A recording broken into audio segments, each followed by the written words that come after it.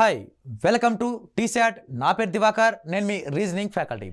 Okay, next రీజనింగ్లో most important topic, మన banking పర్పస్లో జాబ్ డిసైడ్ చేసే టాపిక్ ఏదంటే మన సిట్టింగ్ అరేంజ్మెంట్ టాపిక్. ఈ సిట్టింగ్ అరేంజ్మెంట్ కాంబినేషన్తో పాటు ఫజిల్ టాపిక్ కూడా అడగడం జరుగుతుంది. కాబట్టి ఈ మొత్తం ఓవరాల్గా మనకు ఆన్సర్ చేయాలంటే ఫస్ట్ ఆఫ్ ఆల్ సిట్టింగ్ అరేంజ్మెంట్లో ఎన్ని రకాల మోడల్స్ ఉన్నాయంటే మొత్తం మీద ఒక 4 రకాల మోడల్స్ అయితే అడగడం జరుగుతూ ఉంటుంది. ఓకే, అందులో ఫస్ట్ మోడల్ వచ్చి సర్కిల్ షేప్. అంటే ఒక certain members 5 members or 6 members 8 members 12 members అందరూ కూడా సర్కిల్ షేప్లో కూర్చున్నారు అని చెప్పి, అందులో కొంతమంది లోపల వైపు చూడడం లేక కొంతమంది బయట వైపు చూడడం అనే కాన్సెప్ట్ కూడా అడుగుతూ ఉంటాడు. అంటే అందరూ సర్కిల్ షేప్ వృత్తాకార బల్ల చుట్టూ కూర్చొని ఉన్నారు అని చెప్పి. దాని తర్వాత సెకండ్ కాన్సెప్ట్ వచ్చి స్క్వేర్ షేప్, ఒక చతురస్రాకార బల్ల చుట్టూ కూర్చొని ఉన్నారు అని చెప్పి. దాని తర్వాత మళ్ళీ ఇంకేమడుగుతాడంటే ఒక లీనియర్ మెథడ్ అంటే ఒక వరుస క్రమంలో అందరూ ఉత్తరం దిక్కున చూస్తూ కూర్చొని ఉన్నారు అని, లేక అందరూ దక్షిణం దిక్కున కూర్చొని ఉన్నారని చెప్పి. కొంతమంది ఒక 2 ప్యారల్ లైన్స్, నలుగురు ఉత్తరం వైపు నలుగురు దక్షిణం వైపు చూస్తూ కూర్చొని ఉన్నారని చెప్పి అడుగుతూ ఉంటాడు. దాని తర్వాత లాస్ట్ కాన్సెప్ట్ వచ్చి ఫ్లోర్ మెథడ్ అంటే ఒక 7 అంతస్తుల బిల్డింగ్లో కొంతమంది నివసిస్తూ ఉంటారు. ఎవరు ఎక్కడ నివసించాలి, ఎక్కడ ఏ విధంగా ఉండాలి అనేది ఇలా ఈ మొత్తం మీద సిట్టింగ్ అరేంజ్మెంట్లో ఒక 4 రకాల మోడల్స్ అయితే అడుగుతూ ఉంటాడు. ఈ 4 రకాల మోడల్స్ని ఉపయోగించి మనం ఏ విధంగా ఆన్సర్ చేయాలి. అదేవిధంగా ఒక క్వశ్చన్ వచ్చిందంటే దాని కింద ఖచ్చితంగా 5 క్వశ్చన్ అడగడం జరుగుతూ ఉంటుంది. కాబట్టి ఫస్ట్ ఆఫ్ ఆల్ మనకు వాడు ఇచ్చిన కండిషన్స్ ఉపయోగించి డయాగ్రామ్ గీయడం ఇంపార్టెంట్. సర్కిల్ షేప్ అయితే సర్కిల్ షేప్, స్క్వేర్ షేప్ అయితే స్క్వేర్ షేప్, లీనియర్ అయితే లీనియర్, ఏ మెథడ్ ఎటువంటి డయాగ్రామ్ అడుగుతాడో అటువంటి సంబంధించిన డయాగ్రామ్ గీసి అతను ఇచ్చిన కండిషన్స్ ఆధారంగా పర్సన్స్ని కూర్చోబెట్టాలి. అలా కూర్చోబెట్టిన తర్వాత వాడు అడిగే 4 క్వశ్చన్లు కానీ 5 క్వశ్చన్లు కానీ ఎన్ని క్వశ్చన్లు ఉంటే అన్ని క్వశ్చన్లు ఫ్రాక్షన్ ఆఫ్ సెకండ్స్లో ఈజీగా క్రాక్ చేయొచ్చు. ఇప్పుడు చూద్దాం. ఫస్ట్ క్వశ్చన్ కనుక తీసుకుంటే 6 పీపుల్. ఇక్కడ 6 పీపుల్ యొక్క పేర్లు ఇచ్చాడంటే లేదు. 6 people live in a 3 storage building. The ground floor number is 1 and the floor above number is 2 and the topmost floor number is a 3. 3 అంతస్తులు ఉన్నాయంట. ఈ 3 అంతస్తులున్న బిల్డింగ్లో మళ్ళీ ఒక్కొక్క అంతస్తులో 2 బిల్డింగ్స్, 2 ఫ్లాట్. ఇక్కడ each floor consist of 2 flats, that is X and Y. అంటే flat X flat Y అనేవి ప్రతి దాంట్లోనూ గ్రౌండ్ ఫ్లోర్లోను ఫ్లాట్ ఎక్స్ వై, ఫస్ట్ ఫ్లోర్ను ఎక్స్ వై, థర్డ్ ఫ్లోర్ను ఎక్స్ వై, అలా ఈచ్ ఫ్లాట్లోనూ మనకు X Y, each floor X Y అనే ఫ్లాట్లు ఉన్నాయంట. తర్వాత flat X of the floor 2 ఈ just above flat X floor 1 and just below flat X floor the 3. దాని మీనింగ్ వచ్చి ఇక్కడ ఎక్స్ అన్నీ ఒకవైపు, అంటే 1వ ఫ్లోర్లో ఎక్స్ ఫ్లోర్ పైన 2వ ఫ్లోర్ ఎక్స్, దానిపైన 3వ ఫ్లోరు ఎక్స్, అలా ఎక్స్ అన్నీ ఒకవైపు వైలన్నీ ఒకవైపు ఉన్నాయి, ఒక ఆర్డర్లో ఉన్నాయి అని అంటున్నాడు. నెక్స్ట్ వన్, ఇక్కడ flat X is the west of flat Y. అంటే ఫ్లాట్ ఎక్కడ ఉండాలి, ఇటువైపు ఉండాలా లేక ఈస్ట్ వైపు ఉండాలా వెస్ట్ వైపు ఉండాలంటే ఫ్లాట్ ఎక్స్ అనేది వై ఎక్కడైతే ఉంటుందో వైకి వెస్ట్ వైపులో ఉండాలి. అప్పుడు ఎక్స్ వెస్ట్ వైపు అంటే వై ఎక్కడ ఉంటుంది, ఈస్ట్ డైరెక్షన్లో ఉంటుంది. అప్పుడు ఇండైరెక్ట్గా చెప్పాలంటే దానికి సంబంధించిన డయాగ్రామ్ వచ్చి first floor, second floor, third floor. ఇటువైపు ఫ్లాట్ ఏ రావాలి, ఫ్లాట్ ఎక్స్, ఇటువైపు వై ఫ్లాట్ రావాలి. ఇక్కడ ఎందుకంటే east west, north south east west, east వైపు వై ఉంటేనే వెస్ట్ వైపు ఎవరు ఉండాలంట, ఎక్స్ అనేది ఉండాలి. అంటే ఇక్కడ వరకు అంత బేసిక్ ఇన్ఫర్మేషనే ఇచ్చాడు, ఒక కండిషన్ కూడా రాలేదు. ఇప్పుడు ఫస్ట్ కండిషన్ కనుక తీసుకుంటే first floor, second floor, third floor. S live in the flat X. S అనేవాడు ఈ 3 దగ్గర ఎక్కడైనా ఉండొచ్చు.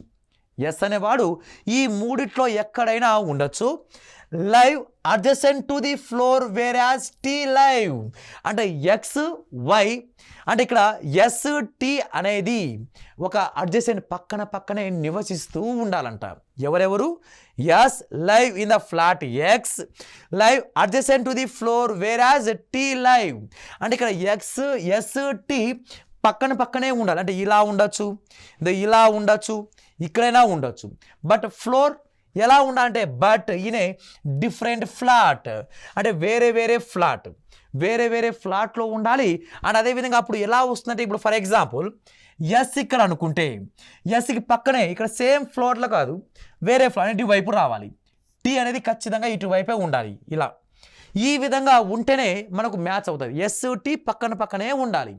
తర్వాత T and V live on the same floor. TV same floor అంటే వి ఇటువైపే రావాలి. ఇప్పుడు వి రావడానికి 2 అవకాశాలు ఉన్నాయి. వి ఇక్కడ రావచ్చు, ఇక్కడ రావచ్చు. నెక్స్ట్ వన్ అదేవిధంగా the floor same floor Q live to the south west of V అంటే క్యూ ఎక్కడ ఉండాలి అంటే okay T and V live in the same floor అంటే సేమ్ ఫ్లోర్ అంటే ఇదే ఫ్లోర్ సేమ్ ఫ్లోర్ అంటే వి ఖచ్చితంగా ఇక్కడే ఉండాలి. అప్పుడు సేమ్ ఫ్లాట్ ఒకే ఫ్లాట్ వైపు అంటే వై అంటే ఇక్కడ వైపు వచ్చేవాడు. అంటున్నది ఇక్కడ T and V live on the same floor ఒకే ఫ్లోర్లో నివసిస్తున్నారు అంటే ఇక్కడ ఈ విధంగా ఇటువైపు ఉంటే ఇక్కడ ఇటువైపు కాబట్టి వి టీ అనేది మ్యాచ్ అవుతుంది. తర్వాత క్యూ ఎక్కడ ఉండాలి అంటే వి ఎక్కడైతే నివసిస్తున్నారో సౌత్ వెస్ట్ సౌత్ ఈస్ట్ అంటే ఇటువైపు అంటే సౌత్ ఈస్ట్ అంటే ఇటువైపేగా ఇక్కడ ఎవరు రావాలి అంటే క్యూ అనేవారు రావాలి. నెక్స్ట్ వన్ అండ్ అదేవిధంగా ఇక్కడ only one person live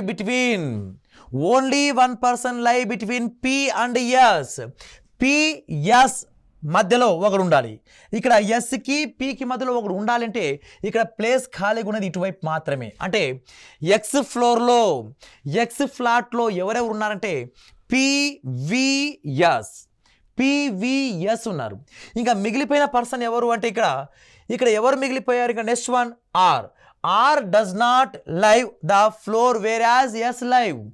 S ఉన్న దగ్గర ఆర్ అనేవారు నివసించారంట. అంటే ఇప్పుడు ఉన్న ప్లేస్ ఒకే ఒక ప్లేస్ ఎవరిది అంటే ఆర్ అనే పర్సన్ది. ఓకే ఇప్పుడు ఫ్లోర్ ఎక్స్లో పివిఎస్ ఉండాలి. ఫ్లోర్ వైలో ఆర్టీక్యూ అనేది ఉండాలి. ఓకే వీరికి సంబంధించి ఒక 5 క్వశ్చన్స్ అడగడం జరిగింది. వాటికి ఏ విధంగా ఆన్సర్ చేయాలి ఇప్పుడు చూద్దాం. ఓకే ఫస్ట్ క్వశ్చన్ కనుక తీసుకుంటే ఓకే ఇక్కడ 5 క్వశ్చన్స్కి ఆన్సర్ ఇక్కడే రావాలి. ఓకే ఇక్కడ ఫ్లోర్ 1 2 3 1 2 3 ఇక్కడ పివిఎస్ ఇక్కడ QTR X floor Y floor. Okay ఇది మనకు సిట్టింగ్ అరేంజ్మెంట్ డిసైడ్ అయిన ఆన్సర్. వీటికి సంబంధించిన ఒక 5 క్వశ్చన్స్ ఏ విధంగా అడిగాడంటే who live adjacent to the R in the same flat. ఆర్తో పాటు నివసించేవాడు ఎవరు? ఆర్తో పాటు సేమ్ ఫ్లాట్ ఆర్ పక్కన ఉన్నది ఎవరు అంటే పి. కాబట్టి మన third option is a right answer అవుతుంది. Next one how many people live below R in the flat. R in the both flat అంటే కింద ఆర్ కింద నివసించే వాళ్ళు ఎంతమంది? ఆర్ కింద ఎంతమంది నివసిస్తున్నారు? 1 2 3 4 ఇవందరూ బోత్ ఫ్లాట్ రెండు వైపులా ఆర్ కింద ఎంతమంది ఉన్నారంటే 4 ఉన్నారు. కాబట్టి 4 మెంబర్స్ అనేది మన థర్డ్ ఆప్షన్ ఈజే మన రైట్ ఆన్సర్ అవుతుంది. Next question who live to the north west of T. North west అంటే ఇక్కడ north direction south east west. North west అంటే ఇటువైపు రావాలి. ఓకే టీనకు ఓకే నార్త్ వెస్ట్ అంటే నార్త్ ఈస్ట్ ఇది నార్త్ వెస్ట్ ఇటువైపు రావాలి. నార్త్ వెస్ట్ పైకి సైడ్ చూస్తే నార్త్ ఇటువైపు వస్తే వెస్ట్. నార్త్ వెస్ట్లో ఎవరు ఉన్నారు అంటే నార్త్ వెస్ట్లో ఎవరికి నార్త్ వెస్ట్? టీనకు నార్త్ వెస్ట్ అంటే వాయువ్యం. నార్త్ వెస్ట్ని తెలుగులో ఏమంటామంటే వాయువ్యం డైరెక్షన్. వాయువ్యం దిశలో ఉన్నది ఎవరంటే పి అనేది మన first option EJ right answer అవుతుంది. తర్వాత find the odd one out. క్రింది వాటిలో భిన్నంగా ఉన్నది ఎవరు? భిన్నంగా ఉన్నది ఎవరు అంటే పి, పి, క్యూ అని అదేవిధంగా PQ quite opposite, PQ quite ఆపోజిట్లో ఇచ్చాడు. ఆర్ఎస్, ఆర్ఎస్ క్వైట్ ఆపోజిట్లో ఇచ్చాడు. ఇక్కడ ఉన్న నంబర్ ఏది అంటే వి, వి అనేది ఆడ్ వన్ అవుట్ అవుతుంది. ఈ లాజిక్ ప్రకారం వి రైట్ ఆన్సర్ అవుతుంది. లేదా ఇక్కడ పి అనేది పిఆర్, పిఆర్ అనేది ఆడ్ నంబర్ 4లో నివసిస్తున్నారు. అండ్ అదేవిధంగా ఎస్క్యూ, ఎస్క్యూ అనేది కూడా మనకు odd number. 1, 3 is a odd number, but second floor is a even number. Even number కాబట్టి ఈవెన్ నంబర్ ఫ్లోర్ నివసిస్తుంది ఎవరెవరు? వి అండ్ టి. వి మాత్రమే ఇచ్చాడు కాబట్టి మనకు ఆన్సర్ 4th ఆప్షనే రైట్ ఆన్సర్ అవుతుంది. Okay, next one, who live on the floor 1 and flat X. అంటే first ఫ్లోర్లో ఫ్లాట్ ఎక్స్లో నివసిస్తున్నది ఎవరు అంటే ఎస్. ఎస్ ఈజ్ ఏ మన సెకండ్ ఆప్షన్. మన second option is a perfect right answer అయితే అవుతుంది. కాబట్టి ఇక్కడ మన ఫజిల్ సాల్వ్ చేయడం ఒకటే కొంచెం లేట్ అవుతుందేమో, కానీ వాటిపైన ఫజిల్ సాల్వ్ చేసిన తర్వాత వాటిపైన ఎన్ని క్వశ్చన్ ఇచ్చినా కూడా ఇలా ఫ్రాక్షన్ ఆఫ్ సెకండ్స్తో 5 క్వశ్చన్ 5 out of 5 ఆన్సర్ రావడానికి అవకాశం ఉంది. Okay, next question. In a meeting 8 teachers, వాళ్ళ పేర్లు కూడా ఇచ్చారు. ABCDEFG and H are sitting in a 2 parallel lines. ఇది ఇంపార్టెంట్. ఇక్కడ 8 మంది కూడా 2 parallel లైన్స్లో కూర్చున్నా అంటే ఒక్కొక్క రోలో నలుగురు కూర్చోవాలి అని అర్థం. ఇక్కడ వాళ్ళు కూడా మళ్ళీ opposite direction to each other, ఒకరి ముఖం ఒకరు చూసుకుంటూ వ్యతిరేక దిశలో కూర్చోవాలి అని దాని యొక్క మీనింగ్. తర్వాత 4 persons with equal distance between them sit in each row. అంటే ప్రతి రోలో ఎంతమంది కూర్చోవాలి? నలుగురు కూర్చోవాలి. ఉన్నదే మొత్తం 8 మంది. ఈ 8 మంది కూడా నలుగురు ఒకే రోలో రావాలి అంటే ఇక్కడ రో 1లో ఎవరెవరు కూర్చోవాలంటే A, B, D, E are in a sitting and all of them facing south. Facing south అంటే ఇక్కడ నలుగురు కూర్చోవాలి. 1, 2, 3, 4. ఈ నలుగురు కూడా ఎటువైపు చూస్తూ ఉండాలంటే దక్షిణం వైపు చూస్తూ ఉండాలంట. అంటే కింద వైపు చూస్తూ ఉండాలి. ఇప్పుడు కింద వైపు చూస్తే ఇక్కడ ఇది ఏమవుతుందంటే ఇది లెఫ్ట్ డైరెక్షన్ అవుతుంది. ఇది మనకు ఇదేమవుతుందంటే ఇది రైట్ డైరెక్షన్ అవుతుంది. ఓకే, నెక్స్ట్ అదేవిధంగా next in a row 2 is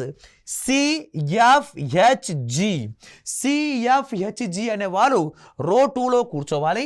and all are there facing north direction అంటే ఇక్కడ ఇటువైపు 1, 2, 3, 4. అప్పుడు నార్త్ అంటే ఇదేమవుతుంది? ఇది రైట్ అవుతుంది, ఇది లెఫ్ట్ వర్డ్ అవుతుంది. ఓకే, ఈ విధంగా 8 మంది కూర్చున్నారు. ఈ ఇచ్చిన కండిషన్స్ ఆధారంగా వీళ్ళు ఎలా కూర్చున్నారు అనేది మనకి ఇంపార్టెంట్. ఓకే, ఫస్ట్ కండిషన్ కనుక తీసుకుంటే G sits second right of H. G ఎక్కడ కూర్చోవాలంటే ఇప్పుడు జీ ఎక్కడ వస్తారు? సెకండ్ రోలో అంటే ఇటువైపు. అప్పుడు జీ సిట్స్, జీ అను వ్యక్తి హెచ్ ఎక్కడైతే ఉంటాడో హెచ్నకు రెండవ కుడివైపు, అంటే కుడివైపు అంటే ఇటువైపు రావాలి. రెండవ కుడివైపు అంటే ఇప్పుడు నేను ఇక్కడ హెచ్ ఇక్కడ తీసుకుంటున్నా. అప్పుడు హెచ్ ఇక్కడ తీసుకుంటే సెకండ్ రైట్ ఆఫ్ హెచ్ అంటే సెకండ్ రైట్ ఇటువైపు 1, 2 ఇక్కడ ఎవరు కూర్చోవాలి అంటే జీ అనేవారు కూర్చోవాలి. తర్వాత హూ అంటే ఎవరిని తీసుకుంటాం? ఇక్కడ హెచ్నే తీసుకోవాలి. హెచ్ సీట్స్ ఆపోజిట్ టు, హెచ్కు ఆపోజిట్లో ఎవరు ఉండాలి అంటే the one who is immediate neighbour of ఈ. అంటే హెచ్కు ఆపోజిట్లో ఉన్న వ్యక్తి ఎవరికి నైబర్గా ఉండాలంటే ఈకి నైబర్గా ఉండాలి. అప్పుడు హెచ్ ఇక్కడ ఉంటే ఈ ఇక్కడ రావచ్చు, లేక ఇక్కడైనా రావచ్చు. ఒకవేళ హెచ్ ఇక్కడ ఉంటే ఇక్కడ ఎవరు వస్తారు? జీ ఇక్కడ వచ్చే పాసిబిలిటీ కేసు కూడా పడవచ్చు. ఓకే, తర్వాత ఇంకా D is not extreme end of the row. D ఎక్కడ వస్తారు? డి అనేది ఫస్ట్ రోలోనే సౌత్ డైరెక్షన్ చూస్తున్నాలో రావాలి. అప్పుడు డి ఇక్కడ ఎండింగ్లో రాకూడదు. అంటే ఇక్కడ డి అనేది ఇక్కడ ఈ ఫిక్స్ అయితే ఇక్కడ ఎవరు రావాలంటే డి అనేది ఇక్కడ రావచ్చు. డి అనేది ఇక్కడ ఫిక్స్ అయ్యే అవకాశం ఉంది. ఇక్కడ ఎండింగ్లో అయితే రాకూడదు, అంటే ఈఎన్ రాదు, ఈఎన్ రాదు. మేబీ ఇది ఈ ప్లేస్ ఫిక్స్ అయితే ఇక్కడ డి ఇక్కడ కూడా రావచ్చు. కాబట్టి చెక్ చేసుకుంటూ వెళ్తే D does not sit the extreme end of the row, C sit the second right of F. C అనేది ఎక్కడ కూర్చోవాలి? Left. Okay, C sits second right. ఎవరికి రైట్ అంటే ఎఫ్కి సెకండ్ రైట్లో కూర్చోవాలి. అప్పుడు ఖచ్చితంగా ఎఫ్ ఇక్కడ ఉంటేనే సెకండ్ రైట్ ఇక్కడ వచ్చే అవకాశం ఉంది. అప్పుడు ఇక్కడ ఎవరు కూర్చోవాలి సెకండ్ రైట్లో అంటే సి అనేవారు కూర్చోవాలి. ఎఫ్కి సెకండ్ రైట్లో ఎవరు కూర్చోవాలి? సి. కాబట్టి ఎఫ్ హెచ్ సి జి అనేది ఒక రోలో అరేంజ్ అయిపోయారు. తర్వాత దీన్ని ఉపయోగించుకునే ఎఫ్ అంటే హూ అంటే ఎవరిని తీసుకుంటాం? ఎఫ్నే తీసుకుంటాం. Okay, F sits opposite to the A. అంటే ఏ ఎఫ్కి ఆపోజిట్ ఎవరు ఉండాలంటే ఏ ఉండాలి. ఇక్కడ ఏ ఉన్నాడు అంటే ఖచ్చితంగా ఇక్కడ ఎవరు ఉండాలి? ఈ అనేవారు ఇక్కడ ఫిక్స్ అయిపోవాలి. Okay, next one, F is not neighbour of G.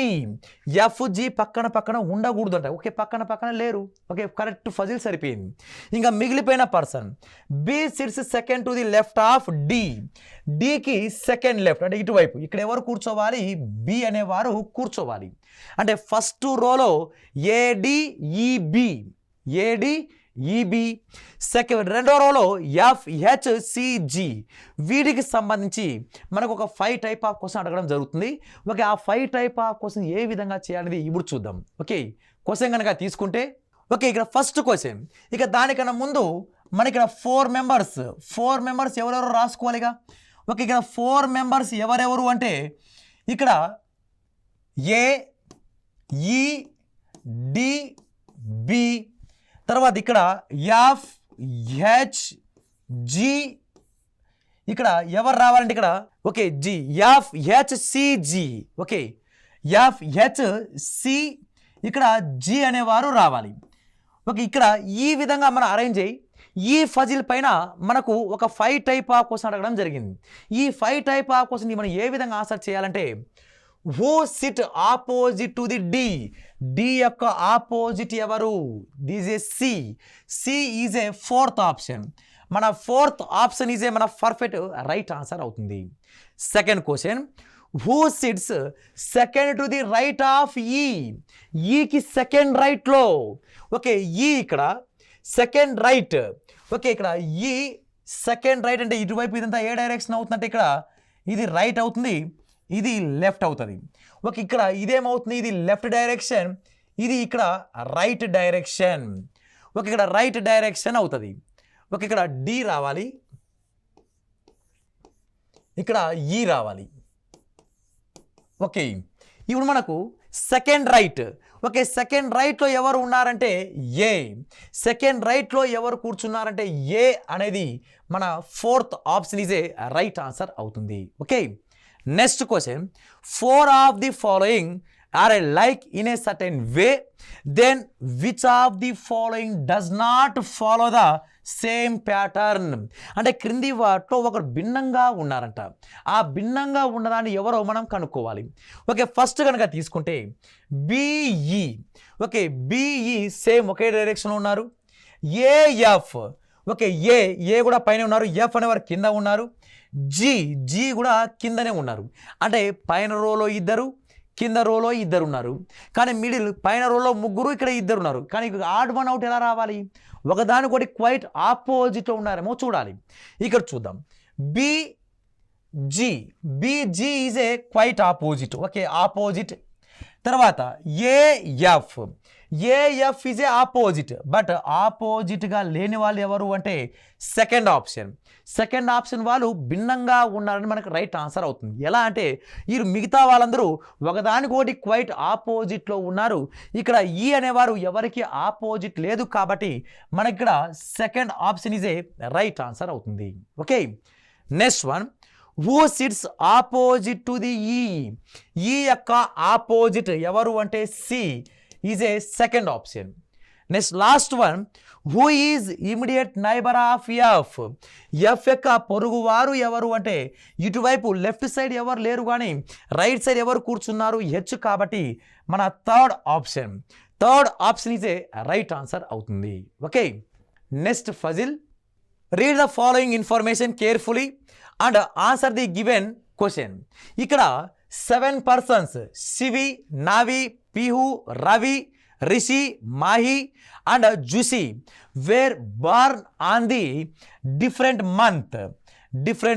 ఆ మంత్ ఏవేవి అంటే March, April, May, June, July, August and September. తర్వాత and okay of the same year but not necessary in the same order, అంటే same ఆర్డర్లో ఉండకూడదు. Okay, ఇక్కడ condition, ఇక్కడ ఏ month ఒకదాన్ని కాన్స్టెంట్గా తీసుకోవాలి మనం. ఓకే, మంత్ని కాన్స్టెంట్గా తీసుకుందాం. ఏ మంత్ నుంచి మొదలు పెట్టాడు? March. Okay, March, April, okay May, June, okay July, August and అదేవిధంగా సెప్టెంబర్ మంత్. ఓకే, ఇక్కడ మొత్తం ఎంతమంది అంటే 7 months కాబట్టి 7% కాబట్టి 7 months. వీటిని ఉపయోగించుకొని మనము ఒక్కొక్కరు ఏ విధంగా ఎలా పుట్టారనేది చూడాలి. ఇవన్నీ కూడా ఒకే ఇయర్లో ఉన్న డేట్స్. బట్ ఇంకొక ఇన్ఫర్మేషన్ ఏమంటే ఇక్కడ మార్చ్ మంత్లో 31 days ఉంటాయి. డేస్ మీద కూడా అడిగే అవకాశం ఉంది. ఇక్కడ ఏప్రిల్లో 30 days, 31, 30, 31, 31, 31. ఓకే, డేస్ కూడా రాసుకుంటూ వచ్చాం. ఓకే, ఇప్పుడు కండిషన్ కనుక తీసుకుంటే first condition, okay only 3% were born before the Mahe.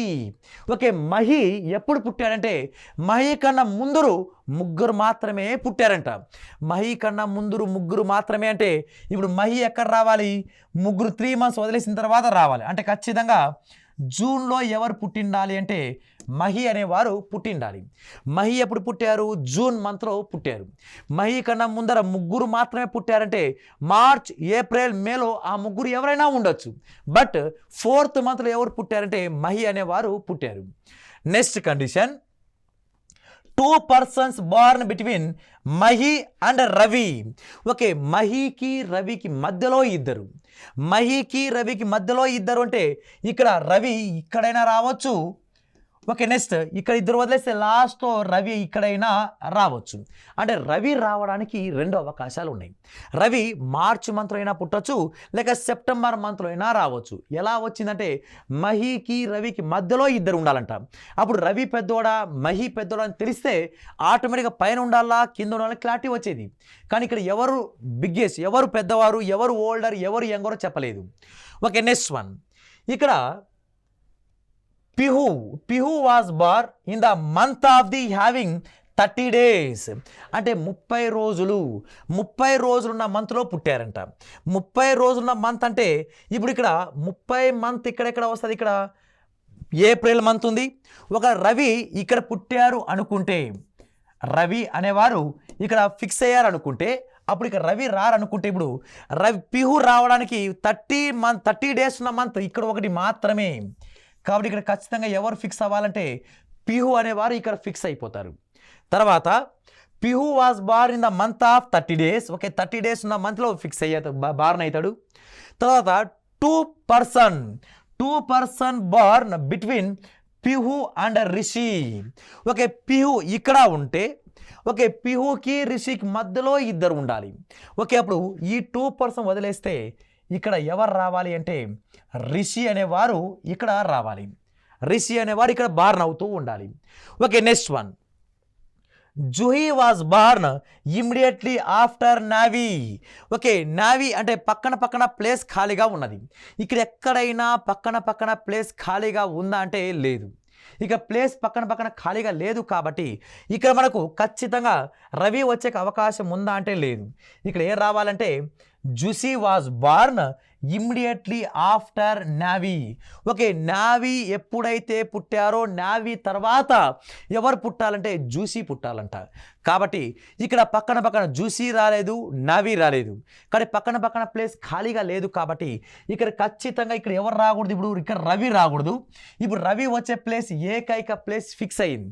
కాబట్టి ఇక్కడ ఎవరిని మనం ఫిక్స్ చేసుకోవాలి అంటే ఓకే, ఇక్కడ మొత్తం రవిని ఇక్కడ ఈ విధంగా అరేంజ్ చేసుకుంటూ వస్తే ఇక్కడ ఖచ్చితంగా రవి యొక్క ప్లేస్ ఎక్కడ రావాలి అనేది మనకి ఇంపార్టెంట్. రవి యొక్క ప్లేస్ ఫిక్స్ అయినది ఎక్కడంటే ఇక్కడ మహి అనేది ఇక్కడ ఫిక్స్ అయింది. మహికి రవికి మధ్యలో ఎంతమంది ఉండాలి? ఇద్దరు ఉండాలి. అప్పుడు మహికి రవికి ఇద్దరు ఉండాలంటే ఇక్కడ తీసుకున్నాం, ఇక్కడ రానప్పుడు ఇప్పుడు ఖచ్చితంగా రావాల్సింది రవి ఇక్కడ పైనే రావాలి. ఓకే, రవి ఇక్కడ ఫిక్స్ అయ్యాడు. ఓకే, రవి ఇక్కడ ఫిక్స్ అయ్యాడు కాబట్టి 2 person born in Mahi and Ravi. Pihu was born in the month of the having 30 days. 30 రోజులు ఉన్నది. ఇప్పుడు 30 రోజులు ఉన్నది 2 ఉన్నాయి.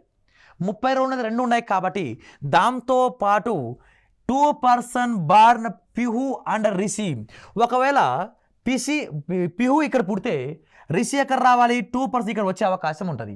కాబట్టి ఇక్కడ రాకూడదు అంటే ఖచ్చితంగా ఇక్కడ ఎవరు రావాలంటే పిహు ఇక్కడ మాత్రమే బార్న్ అవ్వాలి. పిహు ఇక్కడ బార్న్ అయ్యాడు కాబట్టి పిహు తర్వాత ఇద్దరిని వదిలేయాలి. పిహుకి జూసికి మధ్యలో, పిహుకి రిషికి మధ్యలో ఎంతమంది ఉండాలంటే ఇద్దరు ఉండాలి.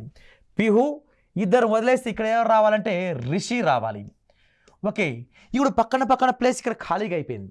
ఇప్పుడు ఖచ్చితంగా జూసి నావికి రావడానికి 2 ప్లేస్ అనేది ఖచ్చితంగా డ్యామ్స్ ఇక్కడే పెట్టాలి. అప్పుడు ఎవరు ముందు పుట్టాలంటే నావి పుట్టిన ముందర జూసి పుట్టాలా లేక ఆఫ్టర్ పుట్టిన తర్వాత పుట్టాలా అంటే ఇక్కడ జూసి వాజ్ బార్న్ ఆఫ్టర్. ఎవరికి ఆఫ్టర్? నావి ఇక్కడ ఉంటేనే నావి తర్వాత జూసి అనేవాడు పుట్టాలి. ఇక్కడ ఎవరు మిగిలిపోయారంటే శివి అనేవారు మిగిలిపోయారు. కాబట్టి ఈ డేట్ను ఉపయోగించుకొని ఈ ఫజిల్ పైన మనకు కొన్ని రకాల క్వశ్చన్ అడుగుతాడు. ఓకే, వాటిపైన క్వశ్చన్ ఏ విధంగా అడుగుతాడు చూద్దాం. Okay, first question. ఓకే, ఇక్కడ Navi was born in the March.